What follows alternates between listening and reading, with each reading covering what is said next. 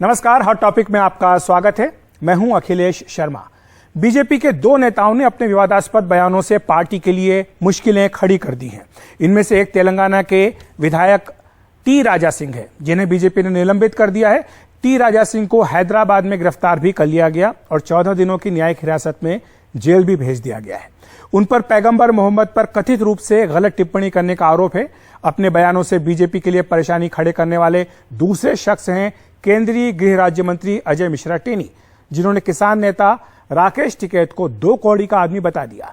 और जिस तरह से बीजेपी बार बार अपने नेताओं को चेतावनी देती आई है कि उन्हें अपनी भाषा संयमित रखनी चाहिए, किसी भी तरह का विवाद नहीं करना चाहिए, इसके बावजूद इन दो नेताओं के बयानों ने बड़बोलेपन ने पार्टी के लिए मुश्किलें खड़ी कर दी हैं।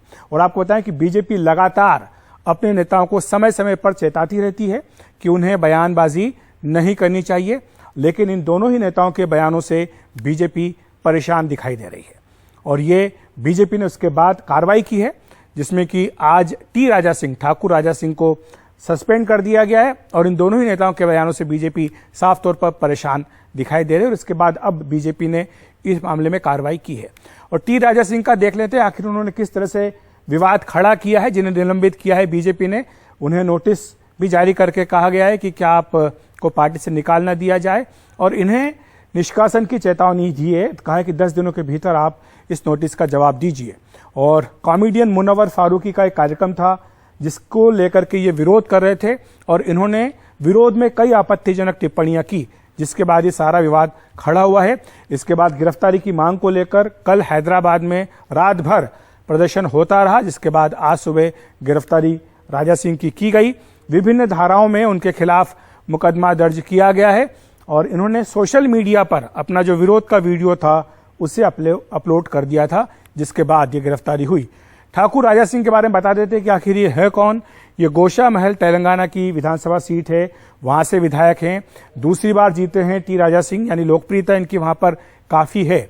और ये अपने नफरती भाषणों से लगातार चर्चा में रहते हैं, विवादों के राजा बताए जाते हैं। भड़काऊ और नफरती भाषण की 75 से भी ज्यादा शिकायतें इनके खिलाफ दर्ज की गई हैं। टीडीपी और बजरंग दल में इससे पहले ये रह चुके हैं। और नफरती बोल के कारण ही फेसबुक और इंस्टाग्राम ने इनके अकाउंट्स पर रोक लगा दी थी। और नुपुर शर्मा को निलंबित जब किया गया था बीजेपी की ओर से, तब पार्टी ने चेतावनी भी दी थी, एक बयान भी जारी किया था, और तब साफ कहा था कि सभी धर्मों के जो पूजनीय हैं उनका सम्मान बीजेपी करती है। और इसीलिए जब आज ये बयान इनका आया है, कंट्रोवर्सी हुई है, तो इसके बाद ये कार्रवाई की गई है। और तभी बीजेपी ने अपने नेताओं और प्रवक्ताओं को हिदायत भी दी थी कि वो सबका ध्यान रखें और संयमित भाषा का इस्तेमाल करें। वहीं हम टेनी की बात करें, अजय मिश्रा टेनी की, तो वो राकेश टिकैत पर बरसे। और राकेश टिकैत को उन्होंने 2 कौड़ी का आदमी बताया, बयान जारी किया, अपना एक तरह से जो स्पीच थी उसमें बोला। और टिकैत ने बाद में ये कहा, जब उनसे पूछा गया तो उन्होंने कहा कि बड़े आदमी हैं टेनी, तो ज्यादा टिकैत ने इस पर कुछ नहीं बोला। लेकिन लखीमपुर खीरी का जो मामला है उसमें टेनी के बेटे काफी लंबे समय से जेल में हैं। और टिकैत ने अभी हाल ही में लखीमपुर खीरी मामले में आंदोलन भी किया था, और तिकुनिया कांड में जो लोग मारे गए हैं उनको न्याय दिलाने के लिए यह आंदोलन किया गया था। हालांकि बाद में टेनी ने अपनी ओर से सफाई दी। उन्होंने कहा कि टिकैत जब वहां गए थे लखीमपुर, तो वहां भी उन्होंने भी एक आपत्तिजनक बयान दिया था लखीमपुर के लोगों के बारे में।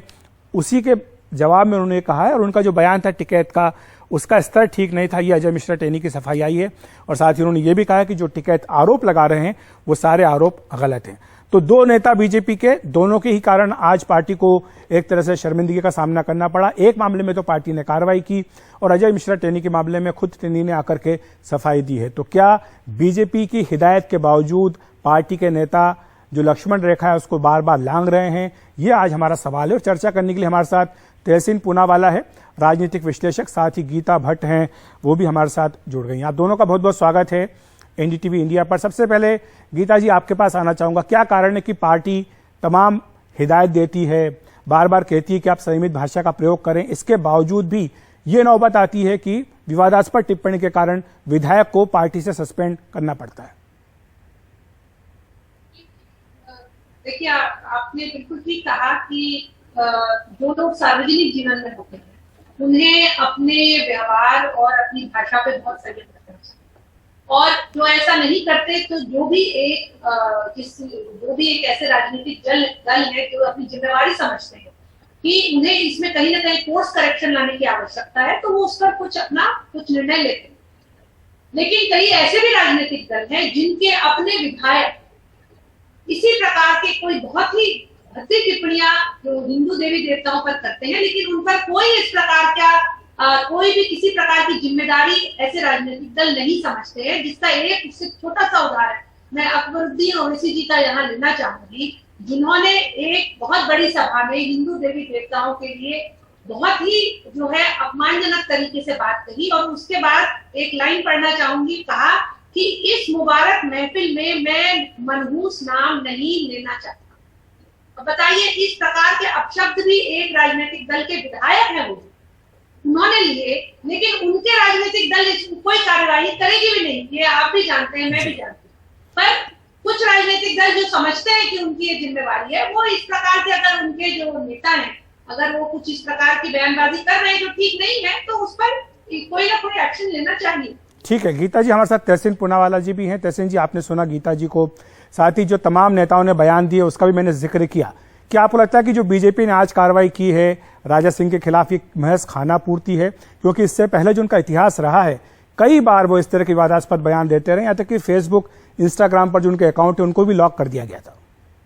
अखिलेश जी, अव्वल तो आपके शो में मुझे शिरकत करने का मौका मिला, इसलिए मैं आपका शुक्रगुजार हूँ। गीता जी और आपके सभी दर्शकों को नमस्कार कहते हुए मैं दो चीज कहना चाहता हूँ। आपके प्रश्न को मैं दो हिस्सों में बांटना चाहता हूँ। पहले हिस्से में मैं गीता जी के प्रश्न का उत्तर देना चाहता हूँ, और मैं 100% बिल्कुल उनसे इत्तेफाक करता हूँ। ओवैसी बंधु खास करके इस मुल्क को पोलराइज कर रहे हैं। लेकिन मेरा प्रश्न है, और अखिलेश जी आप तो एक बहुत वरिष्ठ पत्रकार है, आप तो देश का इतिहास आपको तो पता है, जब ओवैसी के छोटे ओवैसी बंधु ने हमारी देवी देवताओं का अपमान किया था, कांग्रेस के साथ एआईएमआईएम गठबंधन में थी, यूनाइटेड आंध्र प्रदेश की सरकार थी। मनमोहन सिंह जी और उस वक्त के कांग्रेस के मुख्यमंत्री ने ओवैसी बंधुओं को जेल में डाला था, जेल में थे और वहां पे चक्की पीस रहे थे। उसके बाद उनपे केस हुआ। कब छूटे? जब भाजपा की सरकार आई। जब जिन बयानों का जिक्र गीता जी कर रही है, महाराष्ट्र में किया जहां भाजपा की सरकार थी, कर्नाटका में किया जहां भाजपा की सरकार थी, उत्तर प्रदेश में इस तरह के भाषण का प्रयोग करते जहां भाजपा की सरकार है। मेरा आपसे प्रश्न है कि भाजपा क्यों टैग नहीं करती? क्योंकि इस देश को बांटने में जुड़ी हुई है भाजपा, और एमआईएम में बड़ी जिम्मेदारी से इनका पार्टनर है। एक सिक्के के दो पहलू है, एक है भाजपा, दूसरे एमआईएम। वरना आप इन पे एक्शन लो, कांग्रेस ने तो ये एक्शन। मैं इसमें नहीं जाना चाहता हूं। किसी भी धर्म का आपको अपमान करने का अधिकार नहीं है, चाहे वो हिंदू धर्म हो, मुसलमान धर्म हो, सिख धर्म हो, ईसाई धर्म हो, आपको अपमान करने का कोई अधिकार नहीं है। अब मैं आता हूं दूसरी बात पर, जहां तक सवाल है बीजेपी का। बीजेपी की एक स्ट्रैटेजी है।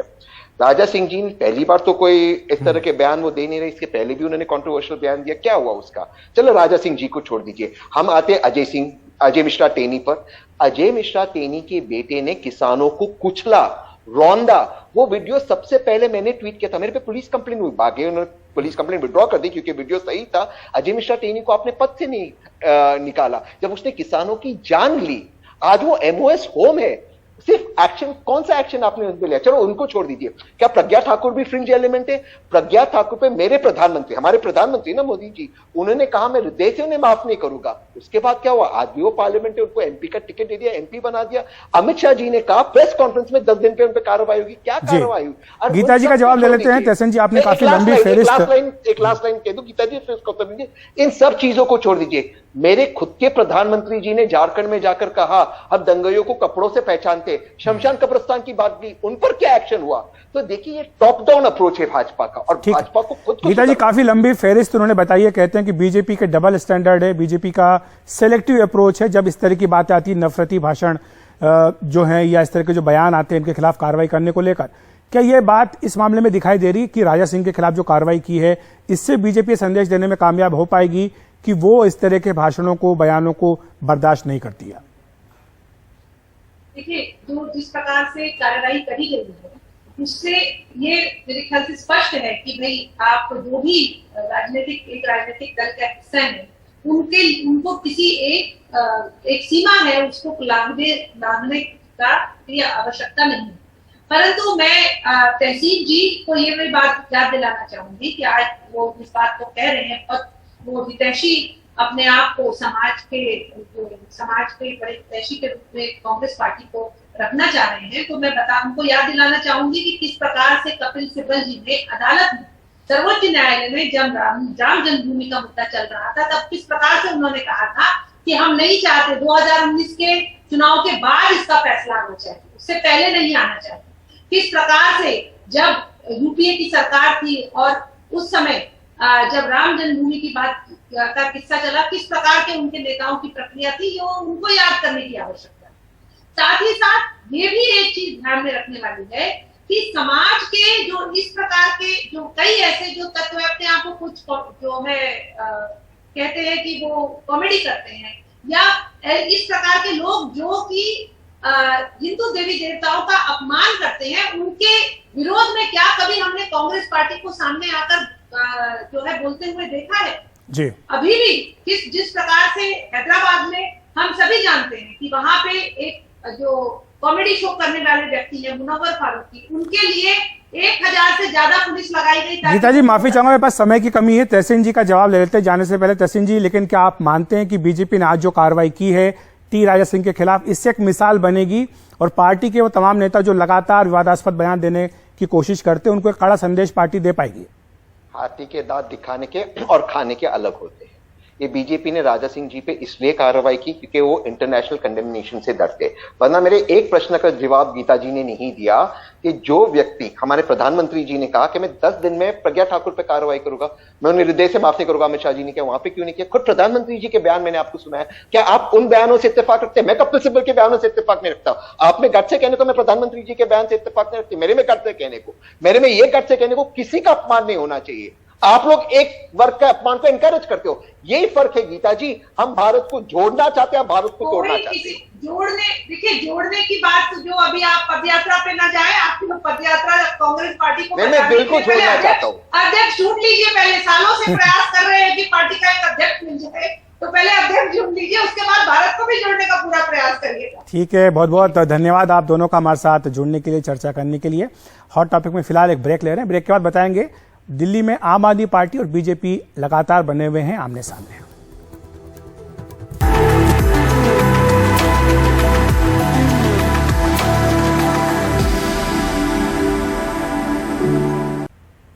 बात करते हैं दिल्ली की, जहां बीजेपी शराब घोटाले को लेकर लगातार सवाल पूछ रही है। वहीं आम आदमी पार्टी बीजेपी पर दिल्ली सरकार को गिराने की साजिश रचने का आरोप लगा रही है। इस पर बीजेपी ने कहा कि केजरीवाल अपने ही लोगों से फोन करवाकर ऑफर आने का झूठा दावा करते हैं। एक वीडियो मैं आपको दिखाना चाहूंगा। ये वीडियो तब का है जब हम लोगों ने मीडिया के आगे बताया कि भारतीय जनता पार्टी के नेताओं के आम आदमी पार्टी के पास फोन आ रहे हैं। 5-5 करोड़ रुपए के ऑफर आम आदमी के विधायकों को दिए जा रहे हैं कि आप आम आदमी पार्टी छोड़कर भारतीय जनता पार्टी में आ जाइए।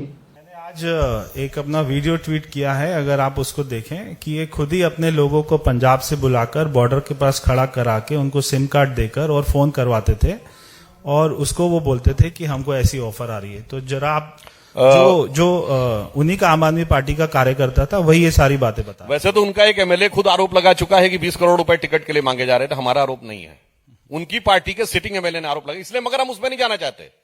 हमारा विषय यह है, आबकारी पे जवाब चाहिए, इधर उधर की किसी बात के ऊपर कोई बात नहीं। और जो प्रश्न उठाए हैं अभी प्रवेश जी ने, हम लोगों ने, टेक्निकल हैं, पॉलिटिकल नहीं है।